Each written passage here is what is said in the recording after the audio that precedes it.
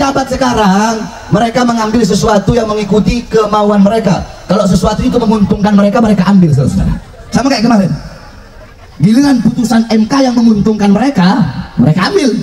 Tapi kalau ada putusan MK yang tidak menguntungkan mereka, seluruh anggota dewan yang kerjanya tidur kalau rapat, padahal digaji sama rakyat, makan dari uang rakyat, dari pajak rakyat, dari keringat rakyat, justru mau membuat merevisi, melawan, katanya negara konstitusi. Betul, katanya ikut konstitusi.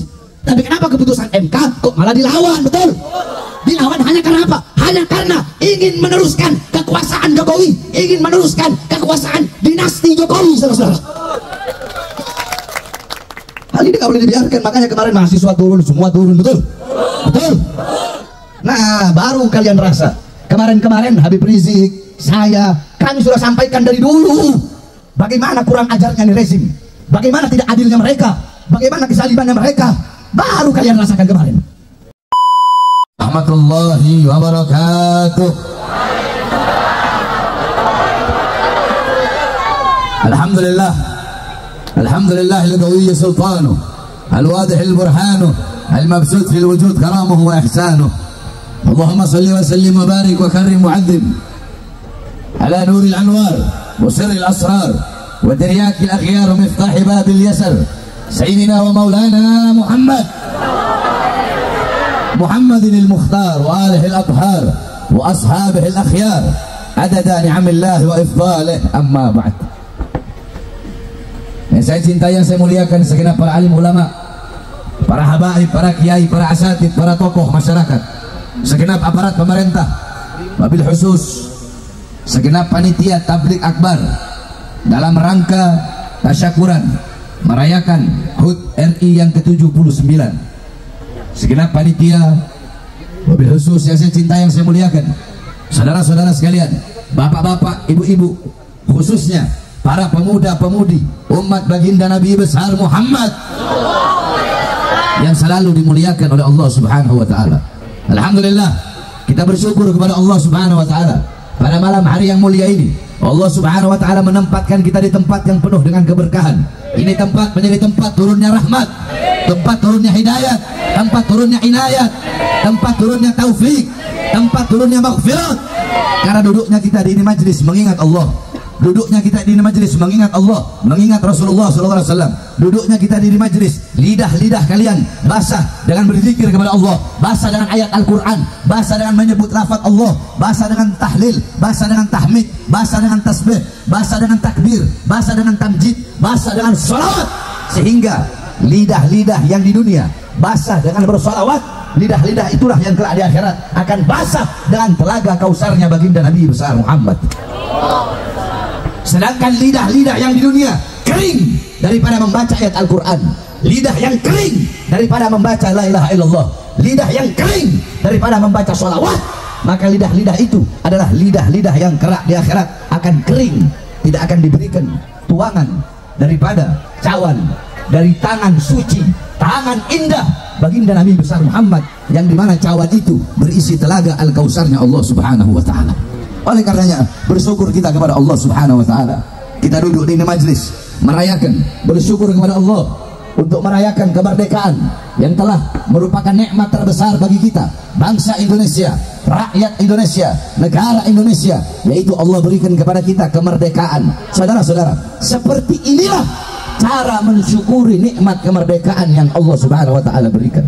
Saudara-saudara, bagaimana cara bersyukur Nabi Muhammad SAW? Apakah Nabi Muhammad bersyukur kepada Allah hanya dengan mengatakan Alhamdulillah? Kadang kita kan begitu. Kita kalau bersyukur kepada Allah hanya sekedar ucapan Alhamdulillah, Alhamdulillah, Alhamdulillah.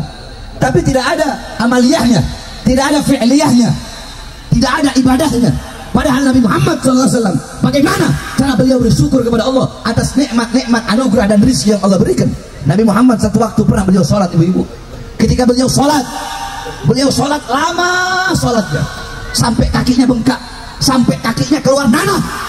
Sayyidatuna Aisyah radhiyallahu anha, beliau bertanya, wahai suamiku, engkau adalah kekasih Allah, engkau makhluk yang paling mulia, engkau makhluk yang paling agung, tapi kenapa ibadahmu masih sedemikian rupa? Kenapa engkau sholat begitu lama sampai kakimu bengkak, sampai kakimu keluar nanah? Apa jawab Rasulullah? Apakah salah seorang hamba bersyukur kepada Tuhannya? Cara Nabi Muhammad bersyukur kepada Allah atas nikmat, atas rezeki yang Allah berikan dengan apa? Dengan beribadah kepada Allah Subhanahu wa taala. Nah, begitupun kita. Cara kita mensyukuri nikmat kemerdekaan yang Allah Subhanahu wa taala berikan bukan dengan dangdut, bukan dengan konser, bukan dengan ikhtilat bercampur laki dan perempuan, dangdut di mana-mana. Lihat orang-orang zaman sekarang di Indonesia, rata-rata kalau bikin acara tasyakuran 17 Agustus, dangdut, orkes, dangdutan, orkesan, berkumpul laki perempuan, di situ ada mabok, di situ ada judi, di situ ada narkoba, konser. Saudara-saudara, yang turun bukannya nikmat, yang turun bukannya rahmat, yang turun adalah azab dari Allah SWT. Makanya negeri kita nggak ada maju-majunya. Kenapa? Karena setiap kali banyak di Indonesia yang merayakan 17 Agustus, merayakan kemerdekaan dengan cara justru mendurhakai yang memberikan nikmat kemerdekaan itu Allah Subhanahu wa taala. Jadi seperti inilah cara yang paling benar untuk mensyukuri nikmat yang Allah berikan itu kemerdekaan. Kita duduk di sini membacakan doa, tahlil, yasin, tahmid, tasbih, takbir, tamjid. Kita bacakan sholawat, bacakan yasin. Kita niatkan untuk para pahlawan-pahlawan, untuk para pendiri-pendiri bangsa yang gugur untuk membela bangsa, membela negara, membela rakyat, melawan para penjajah-penjajah. Seperti inilah cara mensyukuri nikmat kemerdekaan yang Allah Subhanahu wa taala berikan. Saudara-saudara, kemerdekaan negara Republik Indonesia, kemerdekaan ini didapatkan bukan dengan enak-enakan, bukan dengan diam-diaman, saudara-saudara, bukan dengan tenang-tenangan, bukan dengan ketawa-ketawaan, bukan dengan cengengesan-cengengesan, bukan dengan joget-jogetan. Kemerdekaan Indonesia didapatkan dengan darah, dengan air mata, dengan keringat, dengan pergerakan, dengan perlawanan. Saudara-saudara, lihat bagaimana para ulama-ulama zaman dulu, santri-santri zaman dulu, masyarakat zaman dulu, para pahlawan. Waktu itu belum ada polisi, belum ada tentara, belum ada negara kesatuan Republik Indonesia, belum ada apa-apa. Yang ada apa? Yang ada musola-musola, surau-surau, pondok-pondok pesantren, majelis-majelis taklim, majelis-majelis zikir. Itu yang ada. Para santri-santri, para ulama, para pahlawan-pahlawan, mereka mengobarkan jihad, mereka mengobarkan pergerakan, saudara-saudara. Bagaimana santri-santri zaman dulu ketika itu? Santri-santri zaman dulu malam mereka murojaah, malam mereka mutolaah, malam mereka baca kitab, malam mereka basah dengan tangisan rasa takut kepada Allah, malam mereka basah dengan tangisan kerinduan kepada Allah, malam mereka basah dengan tangisan kerinduan kepada Rasulullah. Itu malam. Tetapi ketika siang mereka memegang bambu runcing, mereka bukan basah dengan air mata, tapi mereka basah dengan darah untuk membebaskan Indonesia dari para penjajah-penjajah, saudara-saudara. Oleh karena itu, tanamkan dalam hati-hati kalian ruh-ruh para pahlawan, ruh-ruh para santri-santri, ruh-ruh para ulama, ruh-ruh para pendiri-pendiri bangsa. Saudara-saudara, hakikatnya Indonesia belum merdeka. Secara zahir ya, Indonesia telah merdeka dari Jepang, Indonesia telah merdeka dari Belanda, tetapi Indonesia belum merdeka dari ketidakadilan. Indonesia belum merdeka dari penjajah-penjajah gaya baru. Indonesia belum merdeka dari cengkeraman-cengkeraman negara-negara asing. Indonesia belum merdeka dari judi online. Polisinya main judi online, betul. Tentaranya main judi online, pejabatnya main judi online, aparatnya main judi online, ulamanya juga ada yang main judi online. Bagaimana ini bangsa? Bener, betul, betul. Kaidahnya idza taghayyarur ru'us taghayyarul mar'us. Ulangi semua. Bismillahirrahmanirrahim. Idza taghayyara ru'us taghayyara mar'us. Apabila pemimpin rusak, maka yang dipimpin pun akan rusak.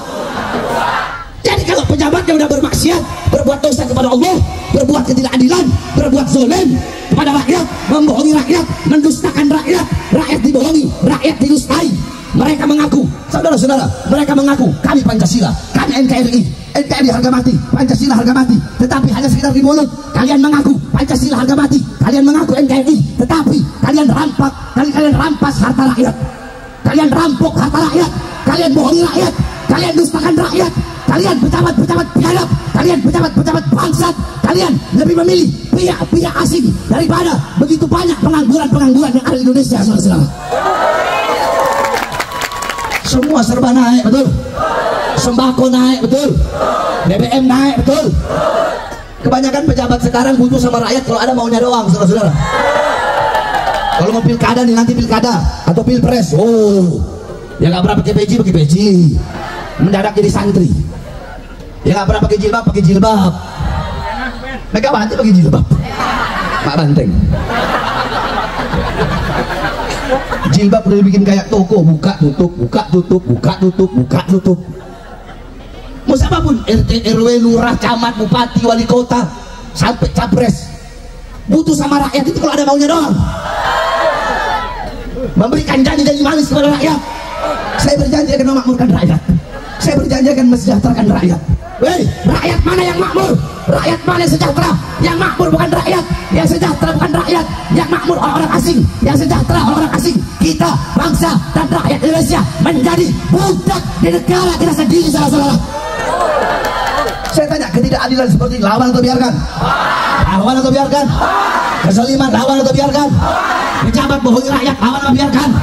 Aparat tipu rakyat lawan atau biarkan? Lawan atau biarkan? Pejabat sekarang mereka mengambil sesuatu yang mengikuti kemauan mereka. Kalau sesuatu itu menguntungkan mereka, mereka ambil, saudara. Sama kayak kemarin, giliran putusan MK yang menguntungkan mereka, mereka ambil. Tapi kalau ada putusan MK yang tidak menguntungkan mereka, seluruh anggota dewan yang kerjanya tidur kalau rapat, padahal digaji sama rakyat, makan dari uang rakyat, dari pajak rakyat, dari keringat rakyat, justru mau membuat merevisi, melawan, katanya negara konstitusi, betul, katanya ikut konstitusi. Tapi kenapa keputusan MK kok malah dilawan, betul? Dilawan hanya karena apa? Hanya karena ingin meneruskan kekuasaan Jokowi, ingin meneruskan kekuasaan dinasti Jokowi, saudara-saudara. Hal ini nggak boleh dibiarkan, makanya kemarin mahasiswa turun, semua turun, betul? Nah, baru kalian rasa. Kemarin Habib Rizik, saya, kami sudah sampaikan dari dulu bagaimana kurang ajarnya nih rezim, bagaimana tidak adilnya mereka, bagaimana kesalibannya mereka. Baru kalian rasakan kemarin. Hah? Kemarin, tahun-tahun kemarin kemana aja? Saya di penjara, Habib Rizik di penjara, kami dibilang radikal, dibilang intoleran, dibilang macam-macam kita orang. Nah, akhirnya kalian rasakan sendiri kan apa yang selama ini kami perjuangkan untuk kalian. Hei, kami berjuang untuk bangsa, kami berjuang untuk rakyat. Saudara-saudara Indonesia, saya sampaikan kepada kalian, hei para anggota dewan, hei para pejabat aparat, polisi, tentara, RT, RW, lurah, camat, bupati, wali kota, para menteri, hingga presiden, ingat, Indonesia bukan milik kalian, betul? Indonesia bukan milik partai manapun, betul? Indonesia bukan milik PDI, bukan milik Gerindra, bukan milik PKS, bukan milik Nasdem, bukan milik PKB, bukan milik partai manapun, bukan milik Golkar, bukan milik Berkarya, bukan milik buruh. Indonesia bukan milik partai manapun, tetapi Indonesia milik kita bersama, bangsa dan rakyat Indonesia, saudara-saudara. Makanya saya bilang, pahlawan zaman dulu beda dengan pejabat-pejabat zaman sekarang. Mau tahu apa bedanya? Mau tahu? Kalau pahlawan zaman dulu, beliau-beliau mengorbankan nyawa dan jiwa untuk memerdekakan Indonesia dari para penjajah. Tapi pejabat-pejabat sekarang, mereka justru yang mengundang para penjajah-penjajah untuk merampok kekayaan alam yang ada di Indonesia, saudara-saudara. Ini yang terjadi. Ini kenyataan, saudara-saudara. Betul. Oleh karena saya wasiatkan kepada kalian, para pemuda-pemudi Islam, nasib bangsa ke depan berada di tangan kalian, wahai para pemuda-pemudi Indonesia. Syubhanul yawm rijalul ghad. Pemuda-pemuda masa kini adalah pemimpin-pemimpin di masa depan. Baik buruknya bangsa, bagus atau rusaknya negara ke depan, berada di tangan kalian, wahai anak muda. Kalau kalian sebagai anak muda baik, taat, patuh, tunduk kepada Allah, berilmu, berakhlak, beradab, kalian ngerti agama, mengikuti sunnah-sunnah Rasulullah, besok bangsa kita bakal baik, pejabatnya bakal jadi pejabat yang baik, dan agama akan dipegang oleh ulama-ulama yang baik. Tapi kalau kalian anak-anak mudanya rusak, anak-anak mudanya narkoba, anak-anak mudanya judi, anak-anak mudanya melacur, anak-anak mudanya buta Al-Quran, nggak kenal Allah, nggak kenal Rasul, nggak kenal sifat 20, nggak kenal sifat wajib, nggak kenal sifat mustahil, nggak kenal hadis, nggak kenal fikih, nggak kenal Al-Quran, nggak kenal Islam, nggak kenal iman, berbuat dosa, berbuat maksiat, berzina sesuka hati kalian, berbuat dosa sesuka hati kalian, besok bangsa kita bakal rusak, negara kita bakal rusak, pejabat bakal dipegang oleh orang-orang yang rusak, dan agama akan dipegang oleh ulama-ulama yang rusak, saudara-saudara. Makanya wahai para pemuda-pemudi Islam, tanamkan dalam hati kalian ruh-ruh para pahlawan. Saudara-saudara, Indonesia didapatkan dengan pergerakan, dengan perjuangan. Makanya saya selalu bilang, hei kalian jangan salah artikan rahmatan lil alamin. Ibu-ibu, bapak-bapak yang hadir di sini, saya tanya, sering nggak dengar ada dai ngomong, udahlah Islam itu rahmatan lil alamin, nggak usah keras-keras. Pernah nggak dengar ada yang ngomong gitu? Banyak yang ngomong begitu, iya kan? Udahlah, nggak usah keras-keras. Islam ini agama rahmat. Nabi Muhammad itu diutus untuk rahmat, ya betul. Wa ma arsalnaka illa rahmatan lil alamin. Tidak aku utus engkau wahai Muhammad kecuali engkau adalah rahmat bagi seluruh alam semesta. Saudara-saudara, jangan menyalah artikan rahmatan lil alamin. Jangan salah mengartikan rahmatan lil alamin sebagai diam terhadap kesoliman, diam terhadap penindasan, diam terhadap kejahatan, diam terhadap kemungkaran. Oh salah itu. Kalau ada ulama yang mengartikan rahmatan lil alamin adalah diam terhadap kesoliman, diam terhadap penindasan, itu ulama-ulama goblok, kiai goblok, habib goblok, ustaz goblok. Kalau ada ngomong seperti itu, rahmatan lil alamin tidak bisa diartikan diam terhadap kesoliman. Apakah dulu ketika Ki Haji Hasyim Asy'ari, pendiri Nahdlatul Ulama, ketika Bung Tomo datang kepada beliau, wahai kiai, wahai hadratus syekh, besok Inggris akan datang untuk merebut senjata-senjata kita, apakah beliau menjawab, udahlah Islam ini rahmat, udah biarin aja itu Inggris, ampuni saja mereka, doakan saja agar mereka dapat hidayah? Apakah beliau ngomong seperti itu? Tidak, saudara-saudara. Ketika beliau mendengar, beliau malah langsung, apa kata beliau? Hubbul watan minal iman, cinta tanah air sebagian daripada iman. Maka jihad, berjuang, bergerak, mengangkat senjata untuk melawan penjajah, hukumnya fardu ain, wajib bagi setiap putra putri bangsa Indonesia untuk mengangkat senjata untuk melawan para penjajah. Sehingga kalimat apa yang diteriakkan oleh Bung Tomo, kalimat apa yang diteriakkan oleh Jenderal Sudirman, kalimat apa yang diteriakkan oleh Imam Bonjol, kalimat apa yang diteriakkan oleh Pangeran Diponegoro, oleh Cut Nyak dan para pahlawan-pahlawan yang lain, tidak ada kalimat yang bisa membuka gerbang kemerdekaan Indonesia. Tidak ada kalimat yang bisa membuat hati para penjajah ketakutan, hati mereka sobek-sobek ketika mendengar teriakan tersebut. Ketika kalimat itu menjulang tinggi di langit Indonesia, menjulang tinggi dibawa oleh Sang Garuda, kalimat apa yang diteriakkan oleh mereka? Tidak ada kalimat yang bisa membuka gerbang kemerdekaan Indonesia kecuali kalimat Allahu Akbar. Itulah kalimat yang membuka gerbang kemerdekaan Indonesia, saudara-saudara. Tapi zaman sekarang kalau kita ngomong Allahu Akbar langsung dicap radikal. Nah, ini orang goblok nih, saudara-saudara. Betul? Betul? Oleh karenanya dalam rangka bersyukuri 17 Agustus ini, terakhir wasiat saya kepada kalian, saudara-saudara, sampaikan kepada mereka tentang kebenaran. Jangan pernah takut untuk melawan kezaliman, jangan. Jangan pernah takut. Kebenaran bagaikan matahari yang akan selalu bersinar walaupun di hadapan orang-orang yang buta. Kebenaran tidak akan pernah kalah. Saudara-saudara, kebohongan, kedustaan, kecurangan, kezaliman akan kalah sebelum berperang dengan melawan kebenaran. Sebelum perang lawan kebenaran, mereka sudah kalah lebih dulu, saudara-saudara. Maka sampaikan kebenaran. Lau matarain, walaupun seluruh dunia harus memusuhimu, walaupun engkau satu-satunya orang yang menyampaikan kebenaran dan seluruh alam ini membencimu, tetap aku, Bahar bin Smith, lebih memilih dibenci oleh seluruh alam karena menyampaikan kebenaran daripada dicintai oleh seluruh alam tetapi menyembunyikan kebenaran. Saudara-saudara, saya dipenjara berkali-kali. Kalian telah tahu, saya dipenjara di lapas-lapas, malah semua lapas saya dipenjara. Terakhir saya dipenjara di Polda kemarin. Sebelum di Polda di belakang, di lapas Gunung Sindur. 3 tahun saya di lapas di belakang. Jadi ini kalau udah duduk sini bau lapas. 3 tahun saya jadi warga Gunung Sindur, saudara-saudara. Kenapa? Mau tahu kenapa? Kan saya bebas dari lapas Pondok Rajek.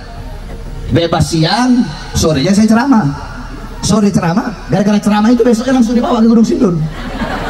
Dari Gunung Sindur 1 hari dibawa ke Nusa Kambangan, saudara-saudara.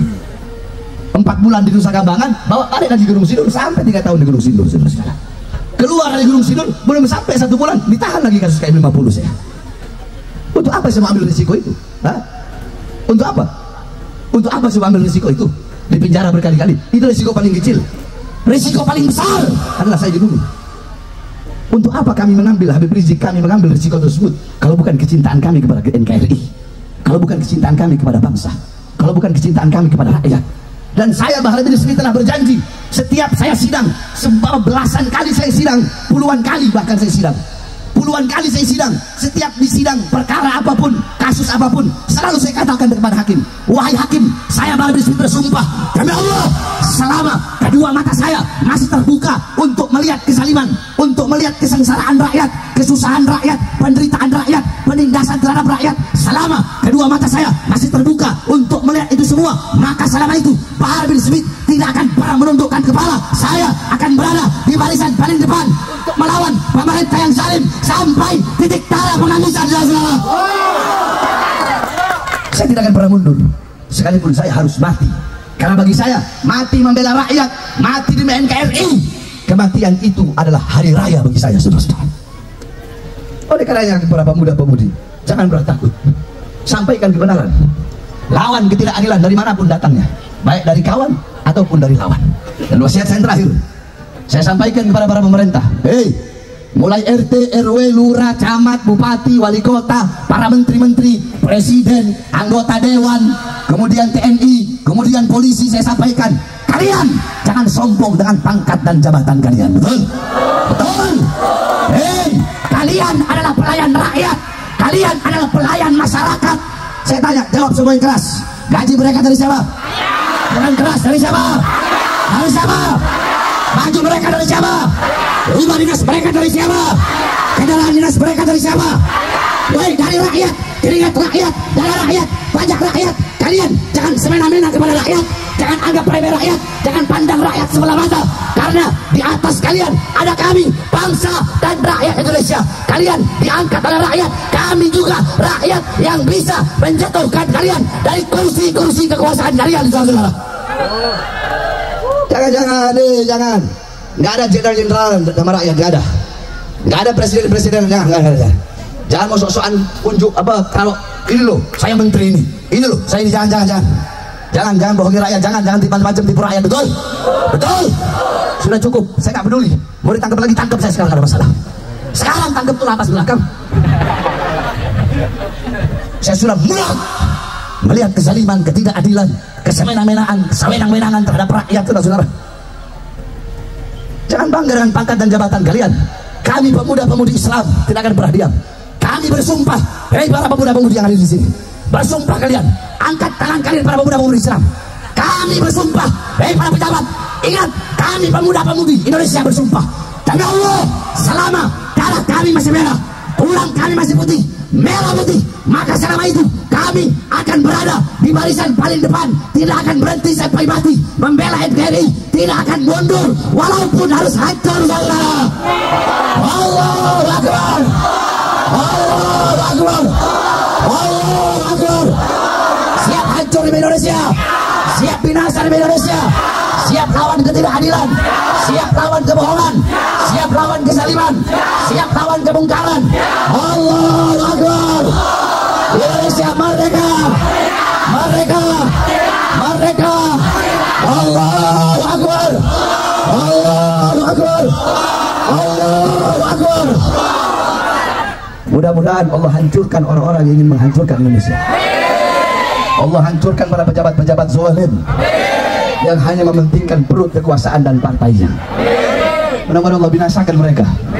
Allah berikan kita pemimpin yang baik, pemimpin yang soleh. Allah jadikan negara kita tercinta baldatun thayyibatun wa rabbun ghafur. Amin amin ya rabbal. Beb, nggak bahas nasab, aduh nggak deh. Nggak bu. Tanya dong, kenapa nggak Beb? Kurang keras, tanya bu. Kurang keras. Saya nggak mau bahas nasab. Tanya, saya bilang saya nggak mau bahas nasab. Tanya, kenapa Beb? Saya nggak mau bahas nasab. Ibu, saya nggak mau bahas. Kenapa saya nggak mau bahas? Saudara-saudara sekalian, kami para habaib, silahkan siapapun hina kami, caci maki kami semau kalian, terserah. Hina kami, caci maki kami, kalau perlu bunuh kami. Karena apa? Diamnya kami atas orang-orang yang hina itu adalah suatu jawaban. Diamnya kami atas orang-orang yang hina itu satu jawaban bahwasanya terlalu mahal auman seekor singa untuk membalas gonggongan para anjing-anjing. Terlalu mahal, Bu. Singa terlalu mahal ngadenin gonggongan anjing. Jadi saya nggak mau bahas NASA. Paham? Yang mau percaya Habib silahkan, enggak juga silahkan. Percaya, saya udah pernah bahas itu dulu. Ibu lihat aja, anak-anak mungkin taruh. Saya malah langsung bahas NASA. Karena mereka itu saya anggap kayak badut, buat menghibur aja mereka. Gufron, Koli, Imat, si Roma diangkat jadi wali, Raja Dangdut jadi wali, diangkat jadi wali hanya gara-gara apa? Hanya gara-gara yakin sama tesisnya Imat. Kalau begitu ya enak. Sekarang begini aja, saya ngomong ke bapak-bapak, ibu-ibu semua, Imat itu pengadu domba umat. Imat itu pengadu domba, pemecah belah umat. Imat pengadu domba antara Habib dan Kiai. Imat provokator. Imat itu begini, Imat begini, Imat begini. Percaya nggak? Percaya nggak? Percaya nggak? Berarti kalian yang percaya semuanya wali. Ya kan begitu? Iya kan? Gampang banget ini. Imat gobloknya keterlaluan. Udah sampai go internasional. Bukan pinternya, gobloknya yang internasional. Allah yahdihimul hidayah. Mudah-mudahan Allah berikan mereka hidayah. Allah berikan mereka hidayah. Allah berikan mereka taufik dan petunjuk. Ada orang bilang Imat Dajjal. Saya bilang jangan, nggak boleh begitu. Imat itu ulama, nggak boleh dibilang Dajjal. Imat itu tapi ulama su. Saya bilang, sedangkan ulama su itu lebih Nabi takutkan daripada Dajjal. Berarti lebih dari Dajjal. Yang terakhir bapak-bapak ibu-ibu, saya minta doa. Saya infeksi paru-paru gara-gara setan kecil. Tahu setan kecil? Pintar. Doakan ibu-ibu ya, biar Allah angkat saya punya penyakit. Ya, saya seharusnya itu harus bed rest selama 2 bulan kata dokter. Sebab kemarin itu saya infeksi paru, terus apa lagi? Infeksi lambung, terus fungsi hati saya kena. Oh, gue campur-campur sudah. Tapi saya nggak mau mikirin penyakit, biar penyakit yang mikirin saya. Ibarat kata kalau ada buaya nih atau ada singa, jangan ngomong ke saya, Beb awas ada buaya, awas ada singa. Jangan ancam saya dengan singa, ancam singanya, singa awas ada Habib. Saya di penjara nggak berasa.